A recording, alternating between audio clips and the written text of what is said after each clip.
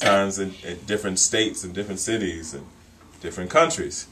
And this was one of the functions that they sang for, and was the Million Man March, and they were from out of Jackson, Mississippi. And that's the young people doing one of their presentations. Those very same young people got invited here, as you'll see, to Senegal. Senegal is a country in Africa. It's a French-speaking country. And Senegal is right here on what is the west coast of Africa. This is the United States, if you can see this world map here. Okay, and they were invited to Senegal. You can see them here with Reverend Jesse Jackson, and over here you can't see him, that was Al Sharpton. And this was in Dakar, Senegal. You see my brother Dan and some of the other young people that came with us. And over here is a couple different pictures here. This was in New York City. It was a dinner, and I think it was a I think it was like a $1,000 a plate type dinner. We didn't have to pay for it, but it was like a fundraising type event. So it was a lot of millionaire type people there. You can see this was the former mayor of New York, Mayor Dinkins, and yep, there goes Dick Gregory, Tony Brown. Yes, ma'am. Question? How old were you when you were in that? Like, that's a very good question. How long have you been traveling around the world? This picture right here was taken in is that right? 1995. That is right. I was 25. So that's a long time ago. I was 25 when this picture right here was taken. Yeah, because we were in Africa that spring. And this one right here, what does that say? I think that was in the fall of the same year. Okay, so I was 25 there. I started teaching when I was 24, professionally. Over here, this is when I was in high school, and because I was singing in the choir, and in the choir at church, and in the choir at school, my teacher recommended me to sing for the world chorus for the 1988, was that 88 or 86? 88. Yeah, 1988 Olympics. And it was going to be in Calgary, Canada. So they were forming a big chorus from young people from all over the world. And I was one of the, what they call it, runner-up type people. So that was some of the awards that they sent me from the Coca-Cola Foundation for commemorating the Olympics. This is in Washington, D.C. at a dinner. Or maybe this is back in New York. The group got invited back to sing in New York, and there's some other famous people there. Some of them you may recognize or not. But this is for the Negro Baseball League years ago.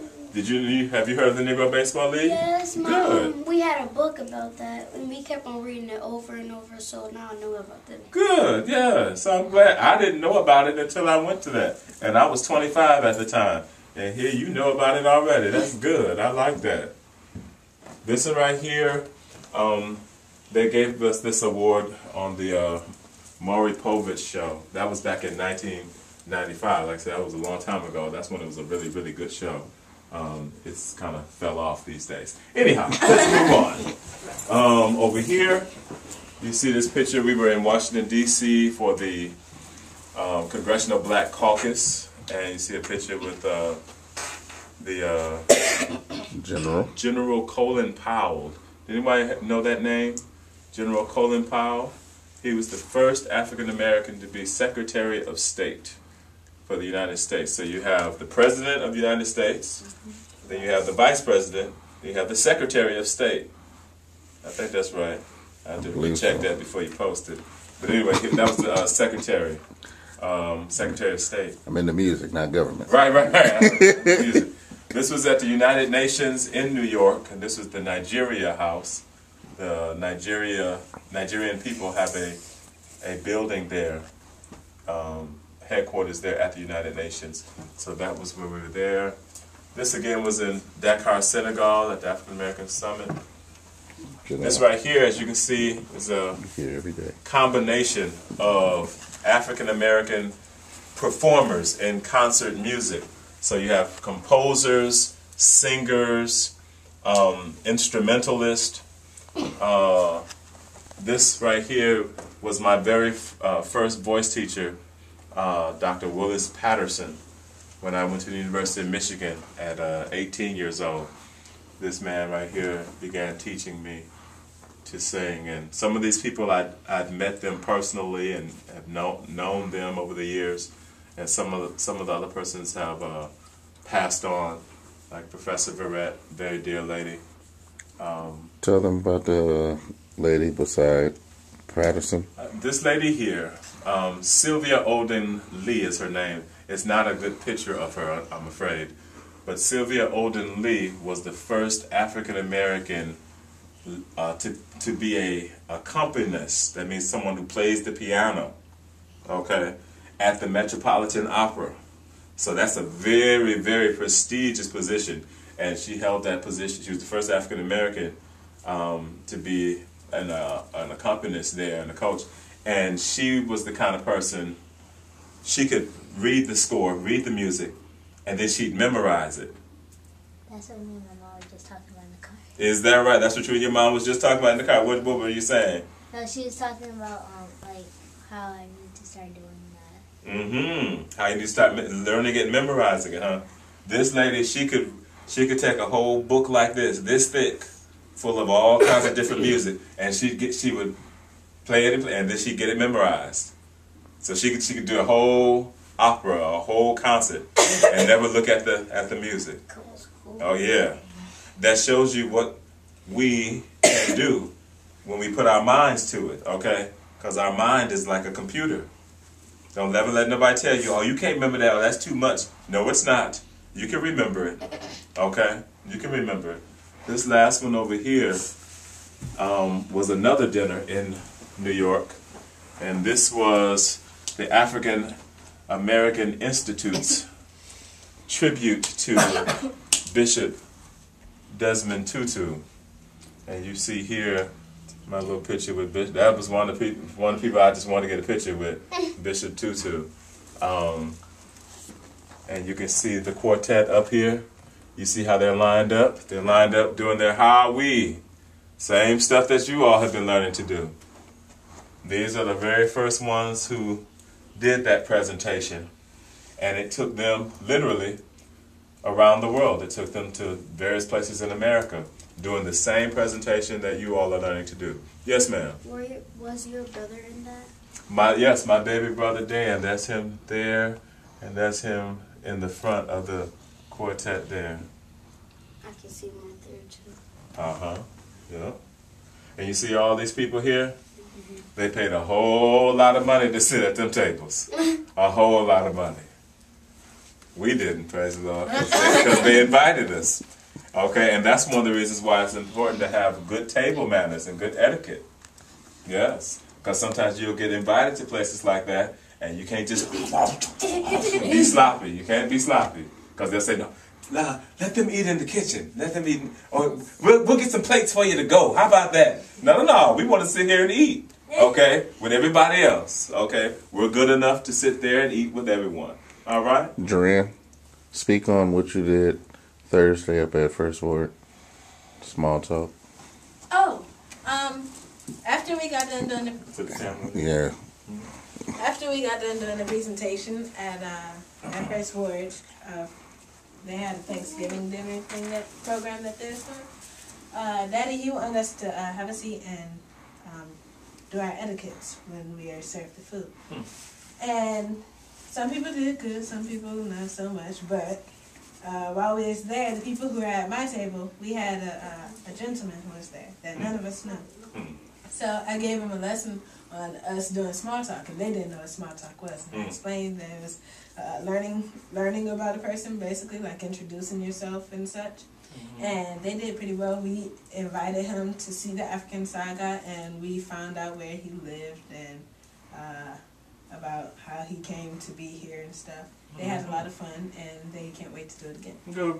Good. And I did that without being told. Well, good, yes. That means you showed up did it, okay? Yeah, it means you did it. Yes. One Totally. thing that we would do before we would take them out, before we took them to any of those dinners, I would always make sure that we took them to dinner, to a nice restaurant. Okay, well, first of all, we had dinner at the cafeteria. We started there, in the cafeteria, where it was free and cheap, and you could make mistakes. But when they learned how to eat right at the cafeteria, then we would take them to a nice, fancy restaurant, where you had to put the napkin on, and the people serve you and all that, so that you could learn how to do it in public. And then, okay, let's ready. Let's go on the road. Okay, so one day you all might be sitting, eating lunch or dinner with the president. You never know. Or the mayor, or the governor, or a king, or queen. You never know of a country. Yes, ma'am. The first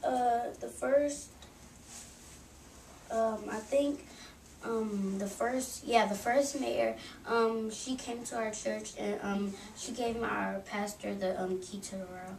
To the city. Is that right? Yeah, see. So you remember that, huh? Uh-huh. Well, hey, someday maybe somebody will give you the key. And then You never know. Uh-huh. Y'all have any other questions for me? Yes, ma'am. where are you from? I was born in Lansing, Michigan. Yeah. What y'all know about Lansing? That's where I was born. Is that where you were born? Okay, well, yeah. I was born here and I'm staying. Yeah. Saginaw. Let's see. Yeah, I was born in Lansing, Michigan. And then I went to school, went to college at the University of Michigan in Ann Arbor. And then I moved down to Mississippi, where I started teaching. Then I moved out to California for a couple of years, and then moved back to Michigan. And then I moved to New York. And then I moved back to Michigan. And now I'm ready to move again. Because you have an accent. You think so? Yes. What kind of accent? I've been told that before. What does your ears hear? Proper. It starts with an F. French. French? Yeah. Hey, thank you. Thank you. Can you speak on what you, hopefully, if they work hard, what you would like to be able to do with them in the near future, and for the February as well as hopefully summer, if things pan out? Well, when I just got back from a trip to San Francisco. I haven't been there in 10 years, and I had a wonderful time. I got a chance to see a lot of people who I used to work with and the people who I used to work for, and they asked me to take my old job back, really. So I might be moving back to San Francisco, California, and if I do,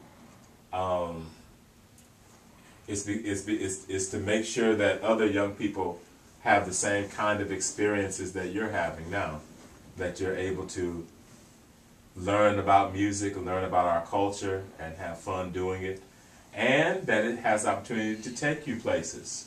When I was in San Francisco before, those young people had a chance to travel to South Africa and Zimbabwe. Both countries in Africa. If I go back there this time, I definitely want to go back with the strength and support of my Michigan team. Okay. I want to go back with the strength and support of my Michigan team. So, when I say, all right, sopranos, here's the part. All right, now, Jareen, go get the sopranos their parts. I want to be able to just send them. Break them. Okay, and I would very much, love to be in a position where if they do a performance of African Saga out there, that some of you all have the opportunity to come out there and help them to come up to the level where you are, and maybe you all get a chance to perform with them. That would give you all the opportunity to to travel and see a different part of the country. Anybody been to California before? Good for you. What part? I think it was Sacramento. Sacramento. I used to live there with my mom. Did you? You didn't like it there, did you? Y'all didn't know that? Wow. Did you like it there? That was a trick question, actually. Kinda. Oh yeah, yeah. I loved it. But there are other places across the country: New York, Chicago, Washington D.C., places in Texas, places that want to hear you all. There are some churches that don't have a choir and a group that can sing as well as y'all do. There are places in the different cities that don't have programs that are teaching young people to even present themselves like you all. So I want you all to be able to have the opportunity to go and share that with some others. February. February. Oh yes, February. I'm going to Russia in February. You know where Russia is? No. I do. Do you? Come show me on the map. Show them on the map, sir. Show us Russia. Russia is right here. Yes, sir, it is. Very good. You got some what's that called? Geography? Yes. Yes. And we are here in Michigan.